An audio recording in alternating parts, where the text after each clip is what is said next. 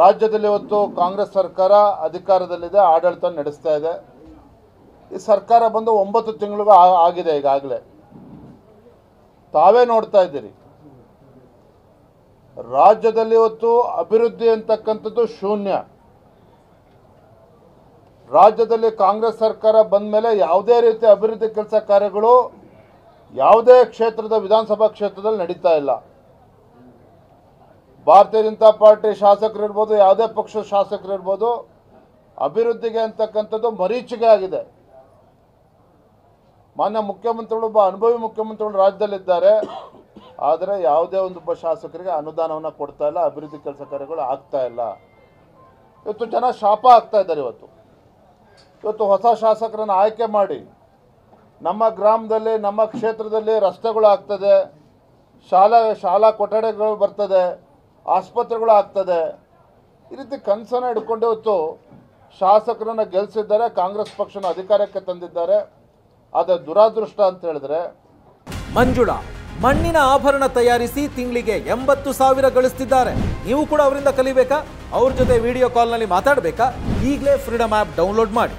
ಕಾಂಗ್ರೆಸ್ ಸರ್ಕಾರ, ಮಾನ್ಯ ಮುಖ್ಯಮಂತ್ರಿಗಳು ಯಾವುದೇ ಒಂದು ಅಭಿವೃದ್ಧಿ ಕೆಲಸಕ್ಕೆ ಅನುದಾನವನ್ನು ಕೊಡದೇ ಇರತಕ್ಕಂಥದ್ದು, ಒಂದು ಅಭಿವೃದ್ಧಿ ಶೂನ್ಯ ಆಡಳಿತವನ್ನು ಇವತ್ತು ರಾಜ್ಯದಲ್ಲಿ ನಾವು ನೋಡ್ತಾ ಇದ್ದೇವೆ ಅಂತಕ್ಕಂಥದ್ದು ಈ ಸಂದರ್ಭದಲ್ಲಿ ಹೇಳೋದಕ್ಕೆ ಇಚ್ಛಪಡ್ತೇನೆ.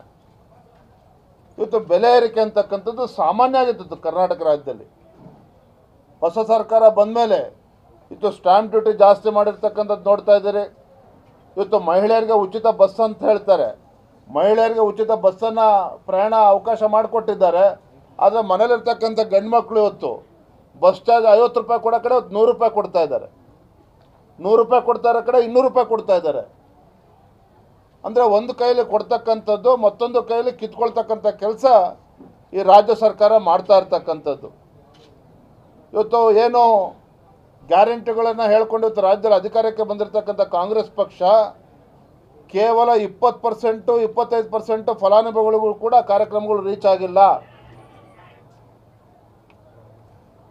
ಕೇವಲ ಅವರು ಘೋಷಣೆಗೆ ಉಳಿದಿದೆ ಹೊರತು ಇವತ್ತು ಪತ್ರಿಕೆಗಳಲ್ಲಿ, ದೃಶ್ಯ ಮಾಧ್ಯಮಗಳಲ್ಲಿ ಇವತ್ತು ಜಾಹೀರಾತುಗಳನ್ನು ನೀಡ್ತಾ ಇದ್ದಾರೆ ಹೊರತು 20% ಜನರು ಕೂಡ ಇವರು ಕೊಡ್ತಕ್ಕಂಥ ಯೋಜನೆಗಳು ತಲುಪ್ತಾ ಇಲ್ಲ.